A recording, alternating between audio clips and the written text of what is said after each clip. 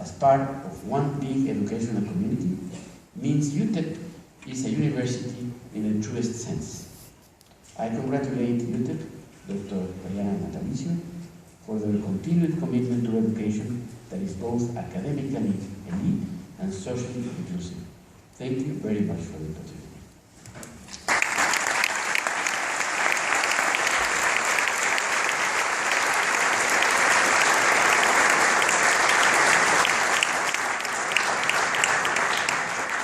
Thank you very much, Mr. Ambassador. We thank you not only for being here, but for presenting this centennial lecture. The ambassador has agreed to entertain questions. There are microphones in the aisles, so if anyone would like to make a comment or ask a question, step right up.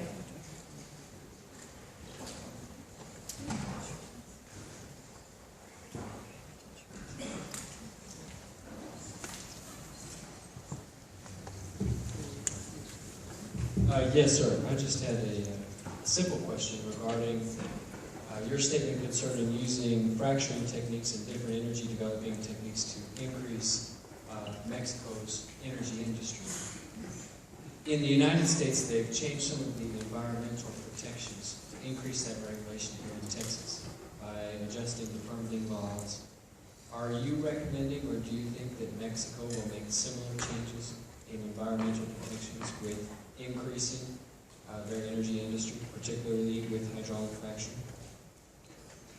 The growth of the energy sector in Mexico will, of course, face many challenges. We have to do this in a way which fosters investment and risk-taking around production of new energy sources, but also in an environmentally responsible way. We have now established through the reform an independent agency which receives its funding from the Department of the Environment that both regulates safety and environmental compliance. In the U.S., of course, we find many good examples, but the U.S. has a highly fragmented approach in terms of regulation. Most of the fracking is regulated by the states, and you will find very different approaches in different states. And the deep sea drilling, which is also a source of opportunities, but also a sin, a source of risk, has to be done in a very careful and responsible way. We find there, of course, the federal government stepping into the regulation and governing of that effort. We are now identifying the best practices throughout the region. In the United States, different state approaches to fracking, in Canada, in other parts of the world, and trying to adapt precisely the best practices as the basis for our approach in regulating these new investments and efforts. We shall do so in a way that fosters and supports investment and, of course, increase output, but also, as said, in a responsible way in terms of safety and environmental protection and responsibility. Thank you very much.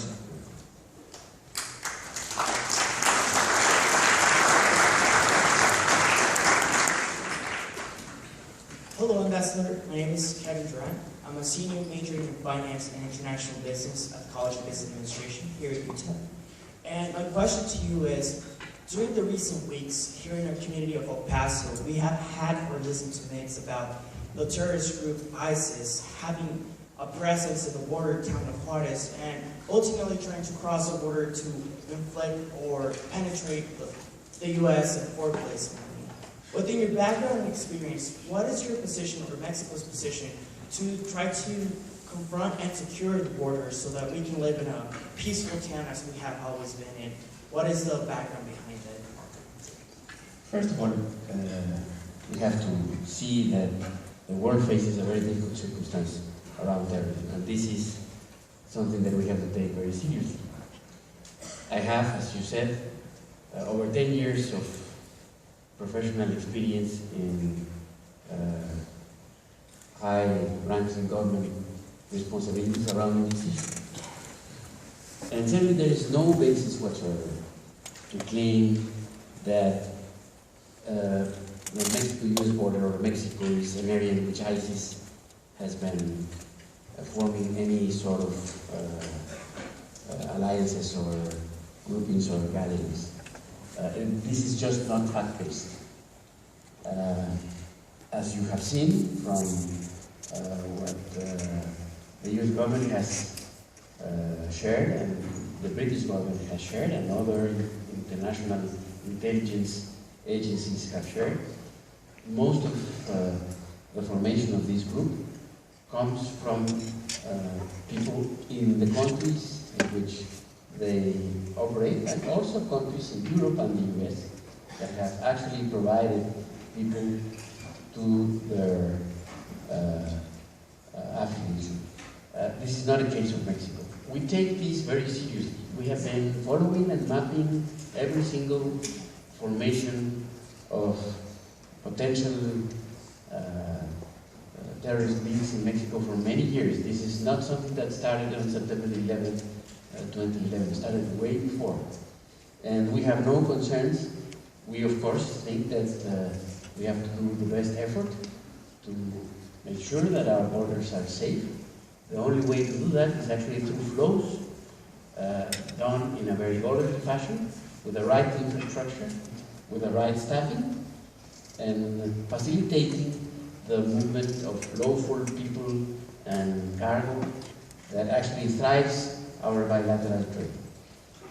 Particularly with Texas. Texas exports more products to Mexico than the U.S. exports to China. Actually, the bilateral trade is thriving. As said, we have over $540 billion of bilateral trade for this year. This is an immense number. Mexico and the U.S. trade certainly much more than many other regions of the world. Mexico is the second largest customer of the U.S. just after Canada, and will become number one, not because I have a black box, but because of demographics. This is a no-brainer. This will happen. It's happening as we speak. And therefore, we have to see that our borders are efficient, that are properly taken care in terms of infrastructure, and properly staffed. And from there, we will be able to have a much safer border. We have to see the borders looking towards the future, looking what the trends are and what we can expect to happen at the border, not at what happened at the border 15 or 20 or 25 years ago. Thank you.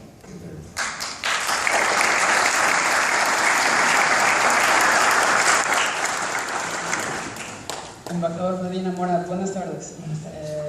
Yo soy Ulises Martínez. Curiosamente, pues yo vivía en Atlacomulco, ¿no? El lugar donde nuestro presidente es originario. Y mi pregunta es la siguiente: ¿qué pasa con esta administración de la cual, bueno, la transición pues fue bastante difícil, ¿no? A lo mejor en otras transiciones no se habían dado con actos de tanto rechazo, de tanta violencia, pero a final de cuentas durante esta administración se generan todas las reformas estructurales que México venía necesitando desde hace mucho. Desde su opinión, ¿por qué sí ahora y por qué no antes? Lo que sucede hoy es una combinación que debería ser. I don't know if you want me to say that in English. Sí, por favor. En español. Es una combinación extraña, aunque debiera ser ordinaria, cotidiana, de lo que es la política. Una combinación de liderazgo y la capacidad de hablar con los contrarios, de acordar con los contrarios y de construir junto con los adversarios políticos. Este liderazgo no es solo la expresión del compromiso y responsabilidad política del presidente de la República, Enrique Peña Nieto, sino una responsabilidad, un liderazgo compartido con los líderes de los tres principales partidos políticos en México. Y al mismo tiempo la capacidad de acordar cosas que uno desea, que uno aspira, que son parte del programa central de los partidos, y aceptar cosas que uno no hubiera considerado como aceptables. Esto es lo que en inglés se llama compromise. La política tiene que estar hecha de esta combinación de liderazgo y la habilidad de acordar. Leadership and compromise.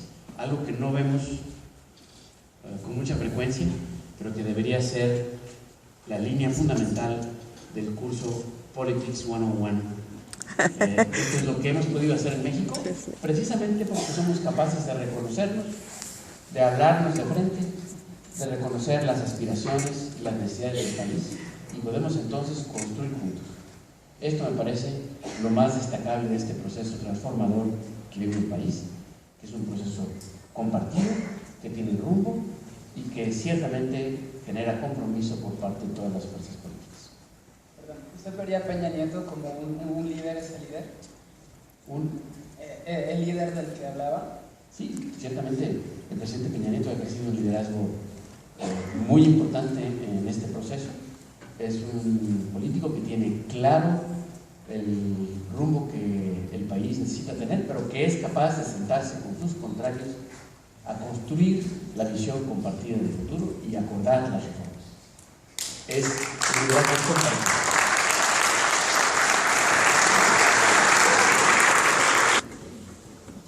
Ambassador, thank you for coming. Thank you, President Natalicio and Consul Jaco Prado for hosting you. My question is, you mentioned antitrust and competition reform. Could you provide an example, and what do you think the chances of success are on that aspect? This is one of the most important reforms that we have achieved.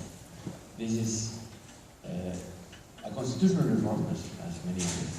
But this addresses one of the most important obstacles for productivity growth and economic development in the country. Our market is very much taken, and we need to foster competition. Competition is the basis for innovation, is the basis for creativity, is the basis for wealth creation. Without that, it's very difficult to really foster your economic opportunities. I was a part of the commission that drafted the first antitrust law in Mexico 20 years ago. We thought our law was pretty strong, pretty good. But after a few years gathering together with other members of that commission, I was part of the private sector representation to this effort back then. We said that our law, our legal framework, had teeth but not just. Now, the independent body that deals with antitrust in the country has teeth and jaws. It really bites. And it's independent. It is not a commission that can be influenced by vested interest, nor by the government in that sense. And of course, has a responsibility to make sure that the space is open for smaller interest and companies and small and medium-sized enterprises to really get an opportunity out of the Mexican market. Mexican consumers have been paying too high prices for telecommunications, electricity, energy, and many other services. We need to have an antitrust credible and strong framework to really foster growth, innovation, and competitiveness. And this is exactly what the reform is looking for, and it is exactly what the reform actually got. We will see this, of course, in implementation. The challenges in implementation of these reforms are huge, but I'm sure that it is in very good hands, and that we see a very bright future in this area.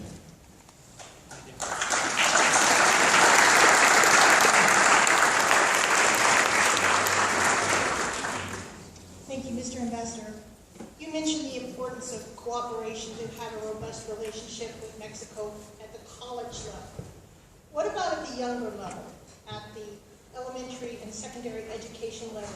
What should young people and educators in Mexico and the United States be doing to prepare for a more robust future, such as dual language and other ideas? Thank you very much for your question. I think that K-12 education is key to actually improving the human capital, the set of skills, the basic approach and the basic attitudes to make sure that Mexicans in Mexico, Americans in the U.S., and Mexicans, Americans together actually have the possibility to build a better future. Our educational reform, the constitutional amendment, and of course the action against union leadership that was actually stealing the money from the teachers and managing the careers and the placements for teachers with no consideration to performance was a very much needed action.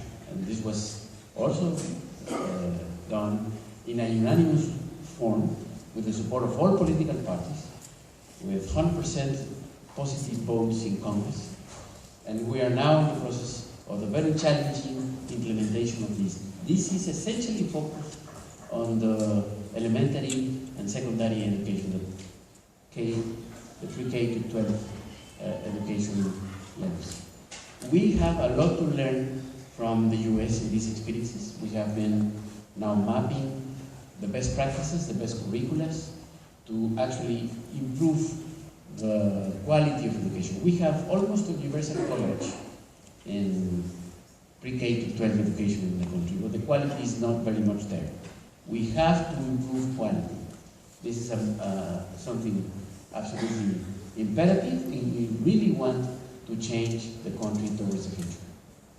We have a lot to learn from each other, and we have some lines in this bilateral approach that also deal with elementary and secondary education in both countries. Well, you kind of answered my question. She kind of stole it, but my name is John Martinez. I'm a student here. I'm double majoring in applied mathematics and physics, and I'm an international student from Mexico. And I am really grateful to have the opportunity to study at this school.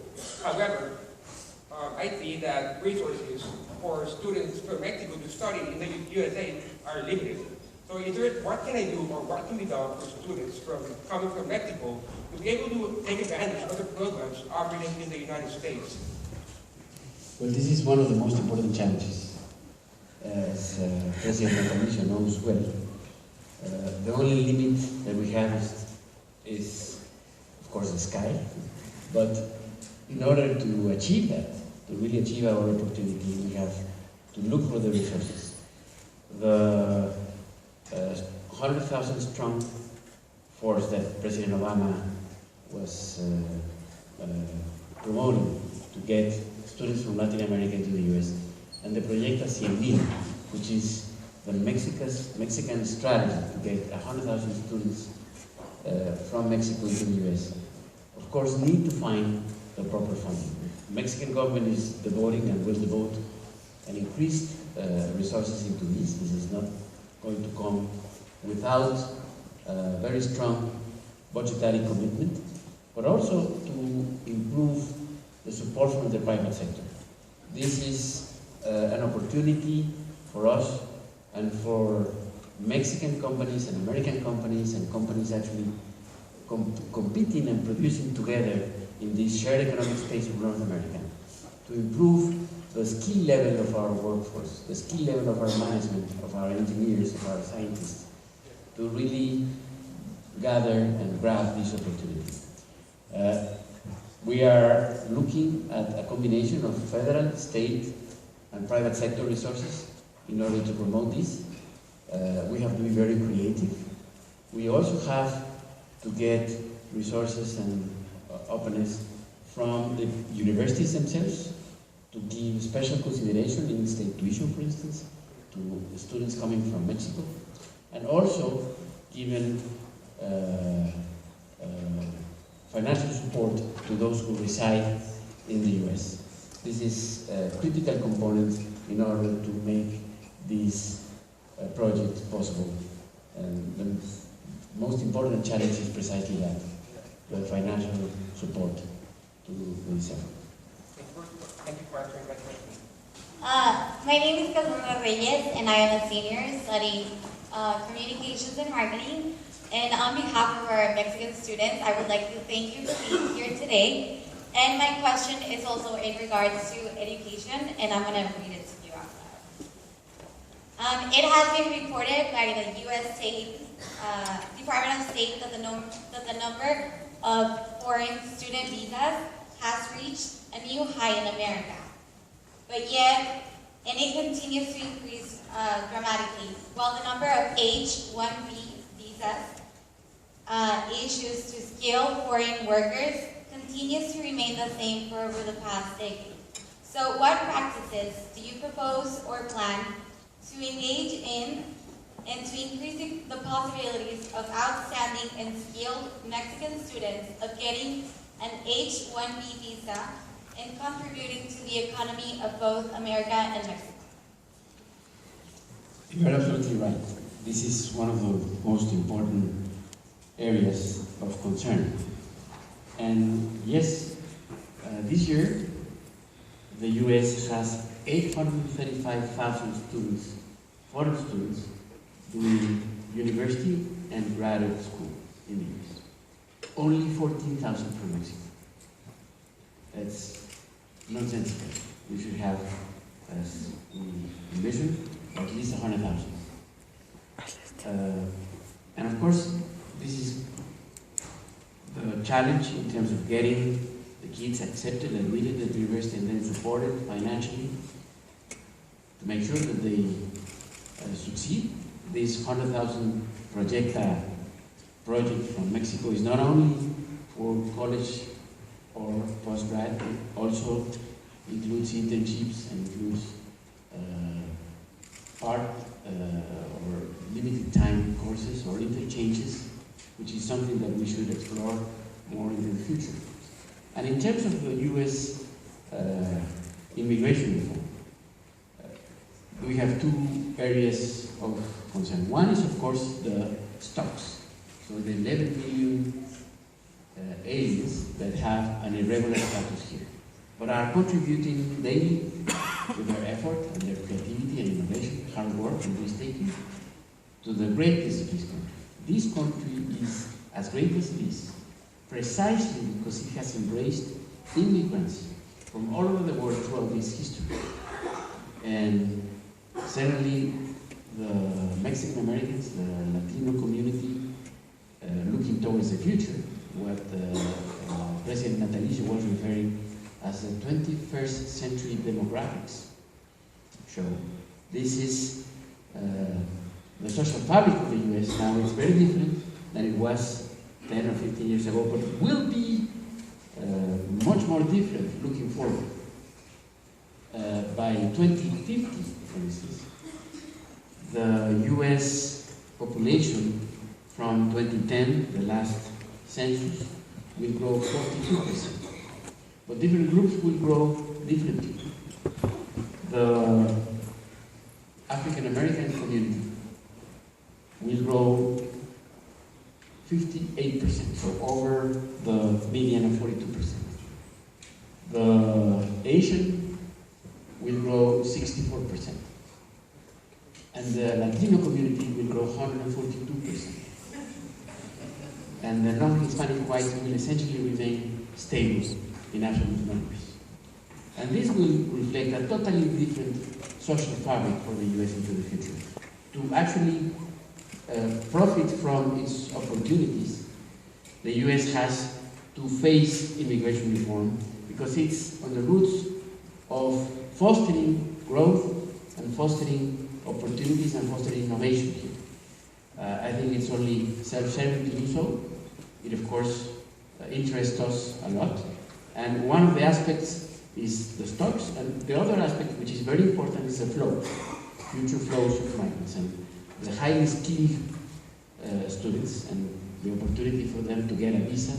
I always have said, and I think, that if a Mexican student completes a degree in the U.S., hopefully they will go back to Mexico, but if they don't, we are fostering the economic growth of our shared economies. There is, it's important for me to say this, we have a very huge and relevant trade relationship over $500 billion a second. But we actually do not trade among each other a lot. We actually produce together to serve the markets here and abroad. When an American consumer imports a product from China, and of course American consumers import a lot from China, we all do, the American value added into those products is 4%. When an American consumer imports a product from Canada, the American value added into those products is 25%. When an American consumer imports a product from Mexico, it's 40%. So we have, there's not such a, Mexico is the third largest automobile exporter in the world today. We just surpassed Japan a month ago. But there is no such a thing as a Mexican car. As there is no such a thing as an American car or Canadian car for the matter. We produce together, actually component systems and parts to produce and assemble cars in Mexico and the U.S.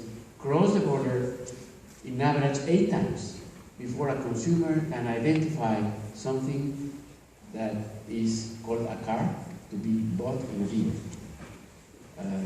It is very complex, and this is why we have to focus in the border and improve the infrastructure and the staffing and the quality of the systems that make this border competitive.